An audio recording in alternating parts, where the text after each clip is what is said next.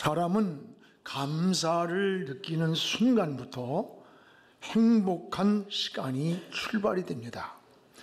우리에게 감동을 주는 익숙한 그림이 있습니다. 저는 그 그림을 참 좋아합니다.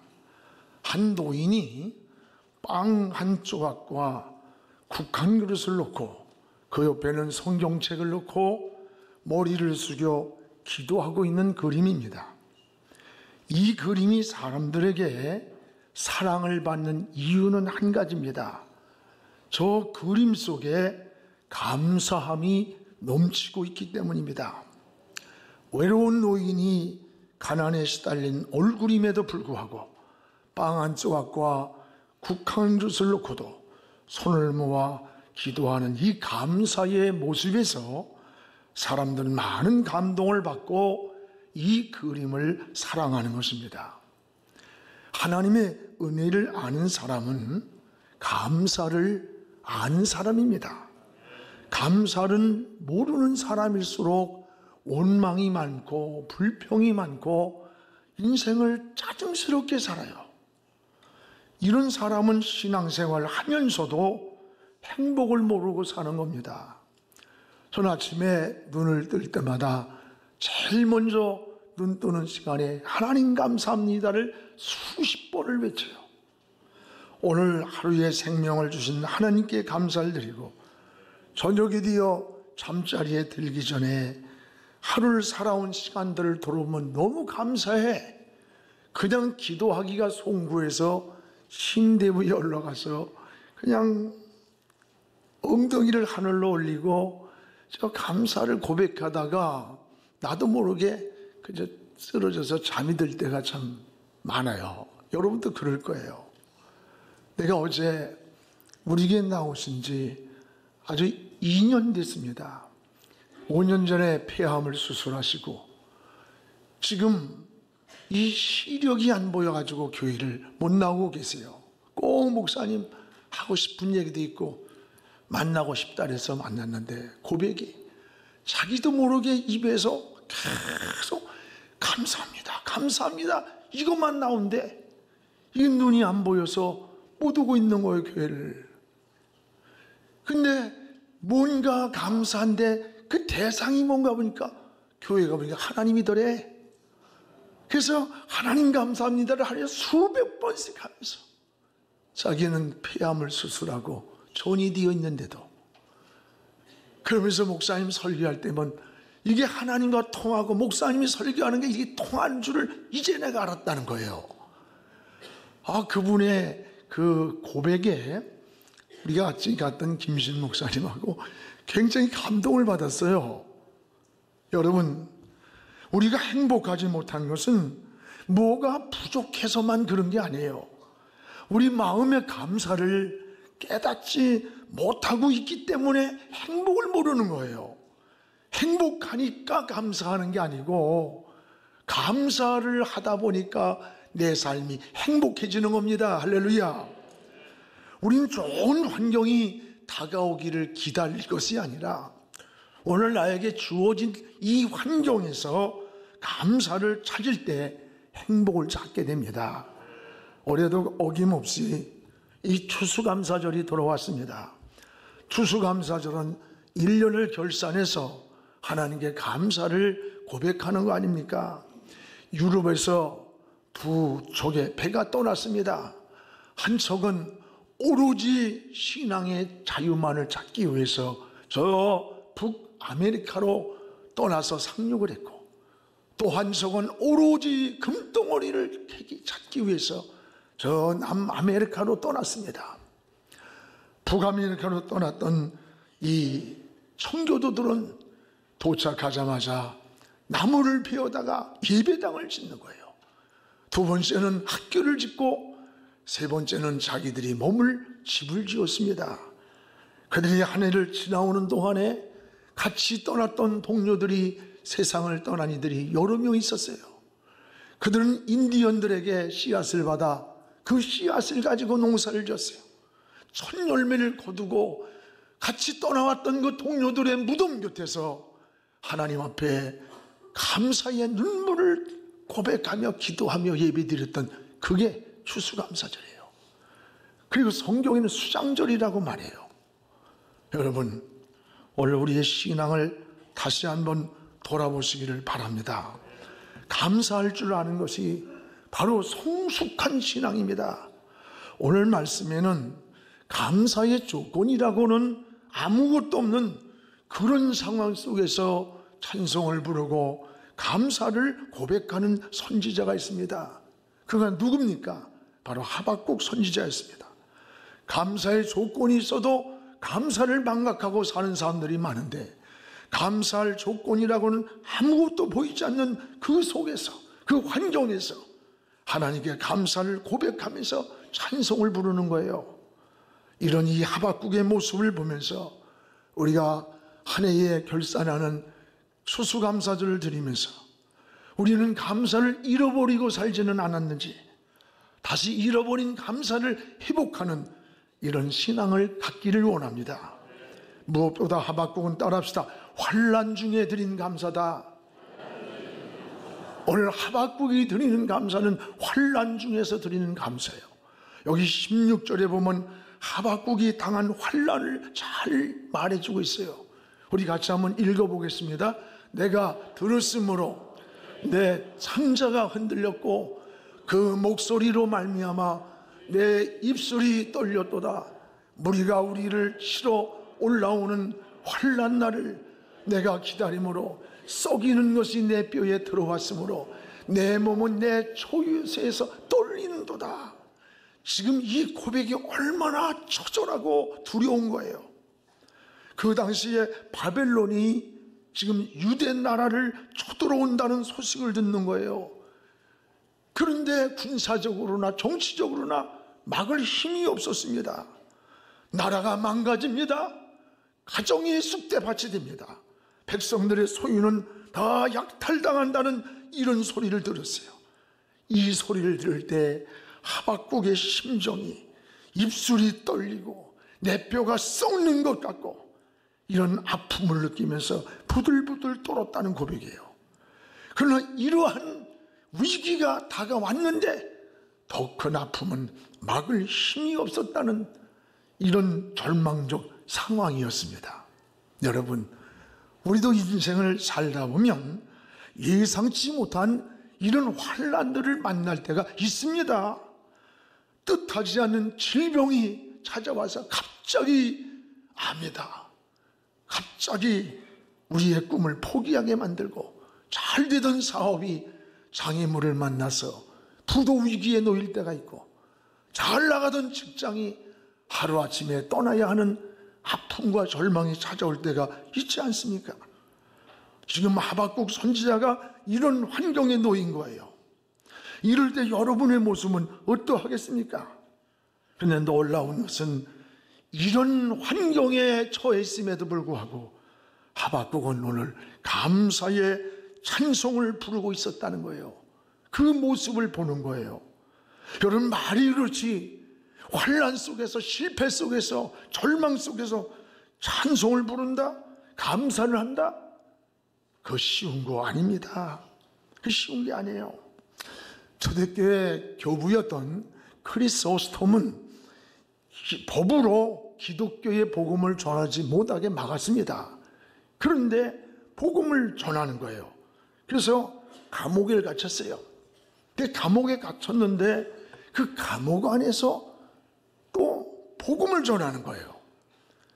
복음을 전하는 거예요. 감옥에 들어가서 기도를 하는 거예요. 주님, 감옥에 있는 이 영혼들을 구원하라고 나를 이곳에 보내서 감사합니다.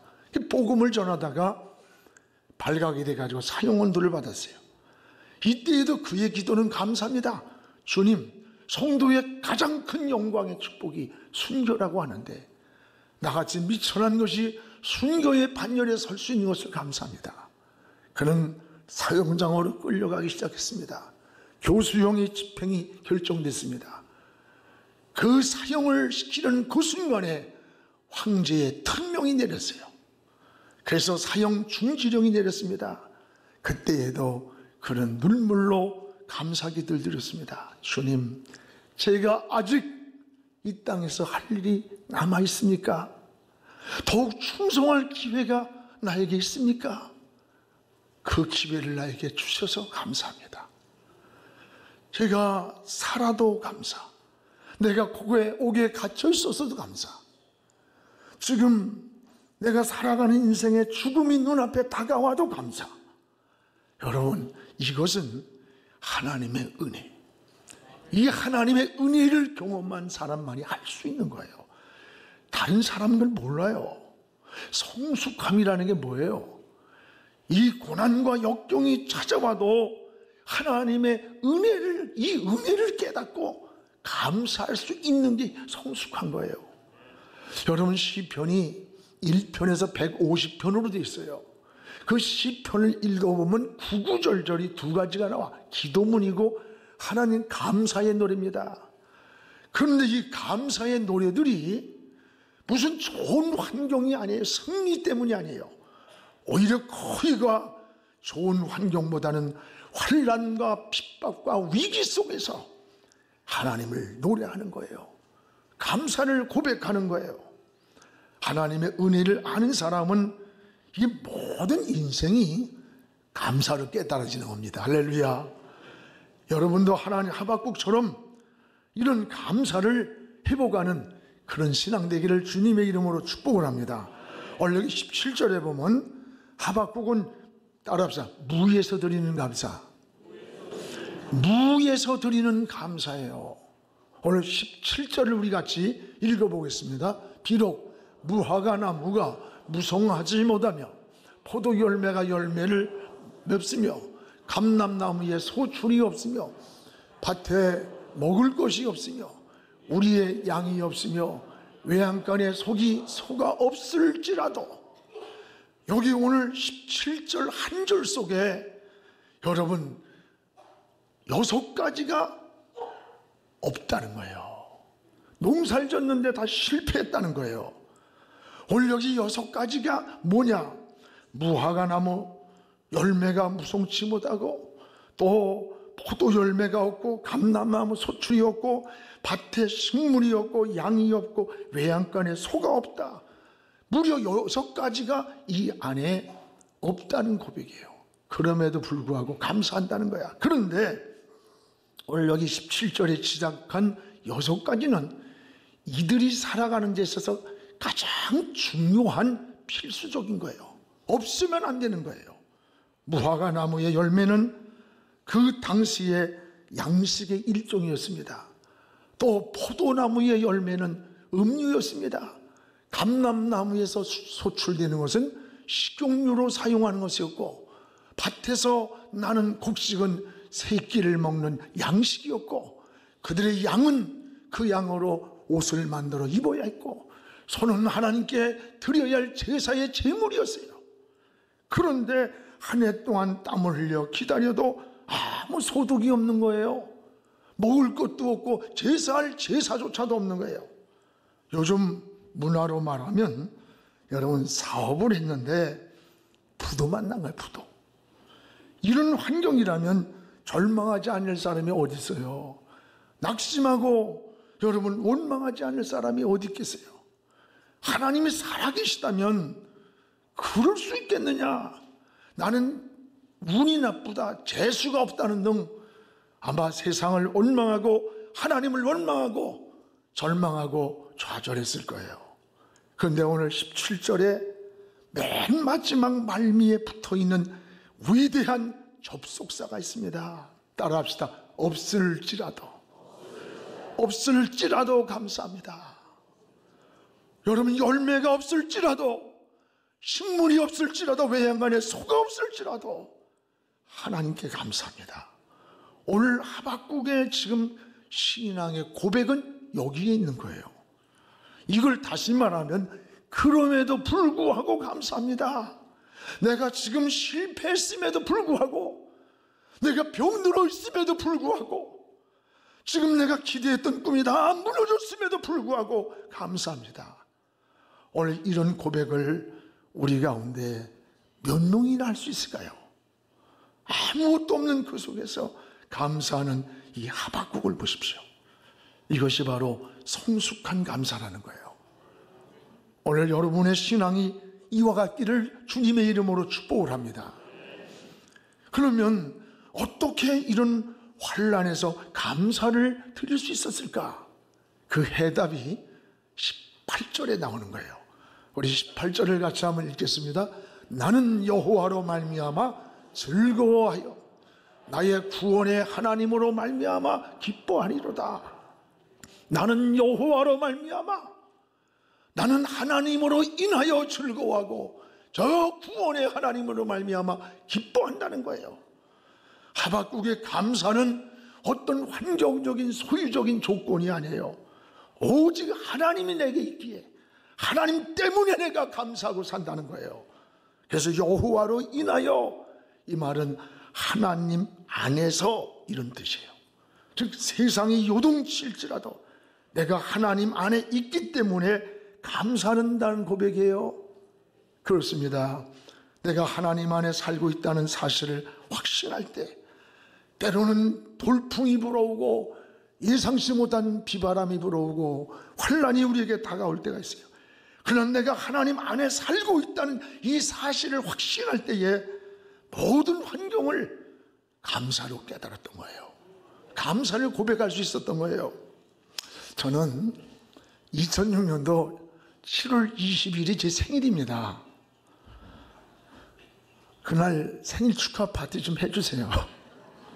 제가 교통사고가 그때 나가지고 이미 저는 죽었을 사람이에요. 여기 있을 수는 없는, 이게 지금 덤으로 살고 있어요. 덤으로.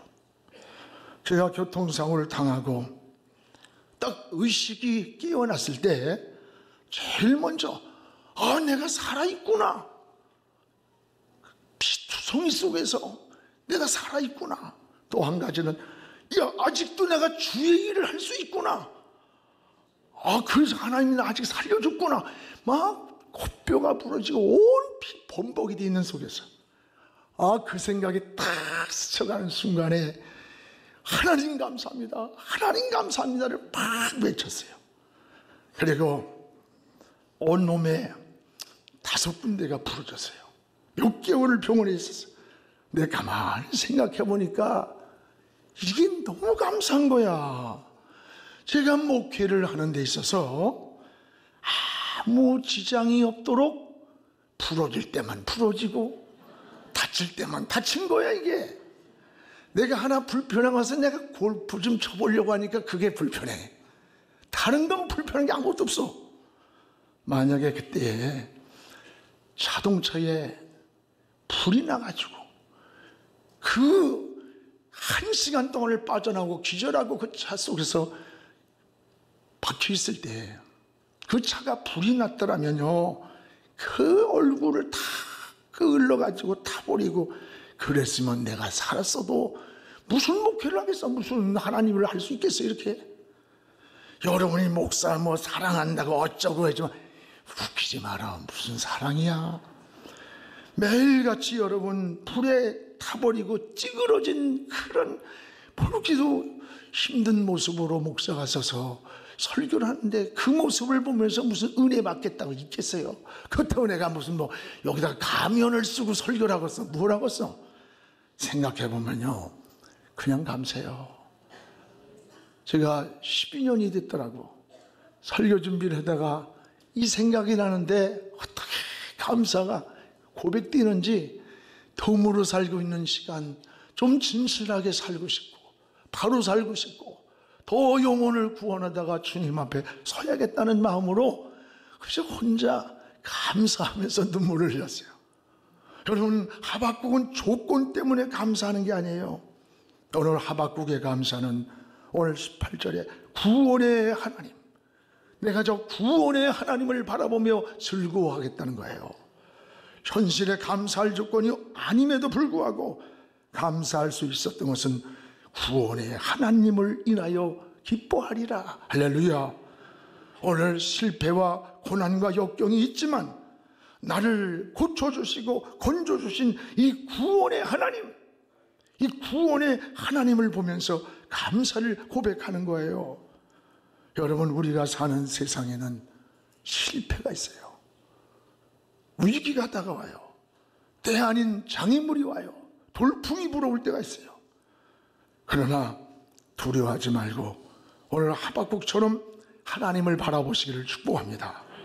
하나님이 누구예요? 하나님은 전능하신 분이에요. 하나님은 창조주예요. 구원의 하나님이십니다. 구원이란 말은 건져준다는 거예요. 일으켜준다는 거예요. 하나님은 원수의 손에서 우리를 건져주시고 실패해서 일으켜주시고 우리를 낙심과 절망과 좌절에서 세워주시는 구원의 하나님이요. 이 하나님을 바라보라는 거예요. 따라합시다. 하나님이 하시면 됩니다. 하나님이 하시면 되는 거예요. 하나님이 하시면 되는 거예요. 오늘 여러분들이 어떤 환경에 있든지 하나님으로 인하여 하나님이 내게 있기에 감사를 고백했던 이 하박국의 모습을 보면서 여러분, 이 신앙의 고백, 은혜의 고백, 감사의 고백이 성숙해지기를 주의 이름으로 축원합니다. 이 은혜를 체험한 하박국의 간증을 보세요.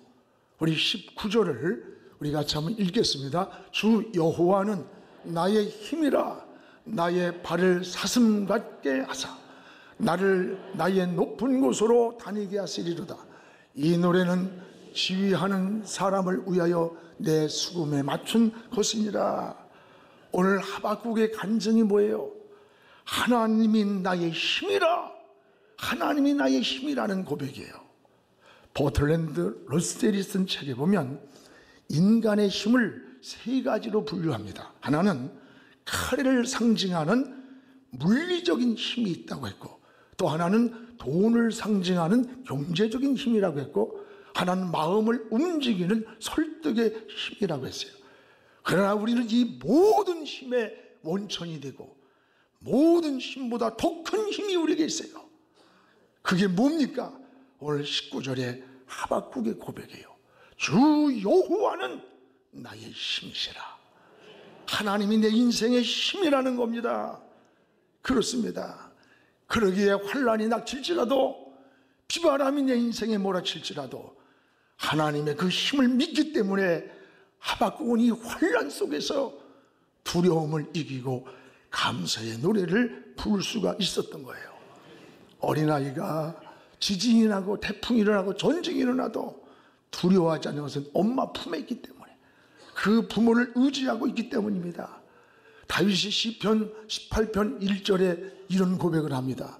나의 힘이신 여호와여, 내가 주를 사랑합니다. 내가 사랑하고 있는 그 주님이 누구냐?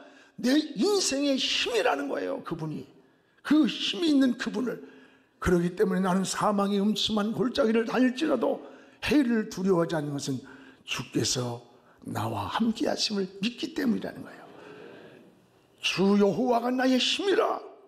나의 힘이 되신 하나님, 당신을 사랑합니다. 오늘 사랑하는 여러분, 우리의 힘은 항상 한계가 있어요. 유한됩니다. 이제 하나님의 힘을 의지하시기 바랍니다. 하나님이 하시면 됩니다. 오늘 하박국처럼 주 여호와는 나의 힘이라고 고백하시기를 바랍니다. 그러면 낙심의 자리에서도 감사할 수 있는 성숙함이 나오는 거예요. 이게 하나님은 하박국을 향해 이렇게 말씀합니다. 하나님이 나의 힘이라고 간증하며 고백할 때 하박국아, 내가 너를 사슴같게 띄고 그리고 너를 높은 곳에서 다니게 하리라. 하나님이 그를 축복하는 거예요.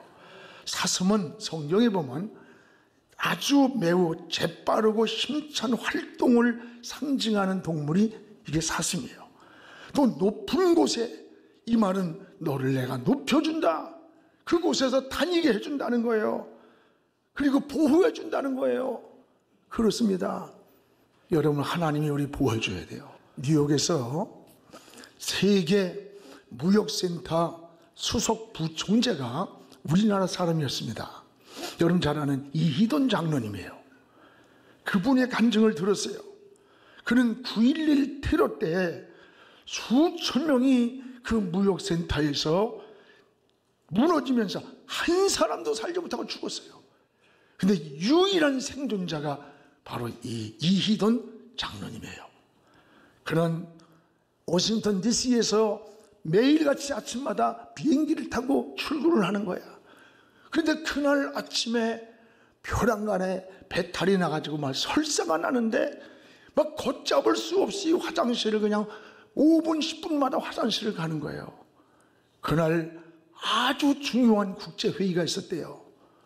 그 회의를 진행해야 되는데 도저히 설사 때문에 갈 수가 없는 상황이야. 그래서 30분간의 시간을 연장을 시켰습니다. 그리고 그는 가지를 못하고 머물고 있었어요. 근데 바로 그 시간 그곳에서 그 무역센터 바로 회의를 자기가 주재하려고 했던 그 84층 그곳 바로 그 시간에 테러범들이 비행기를 납치해서 그대로 들이받아서 무역센터가 무너진 그 시간 그 자리라는 거예요. 중요한 회의를 앞에 놓고 배탈이 났을 때 얼마나 당황이 됐겠어요.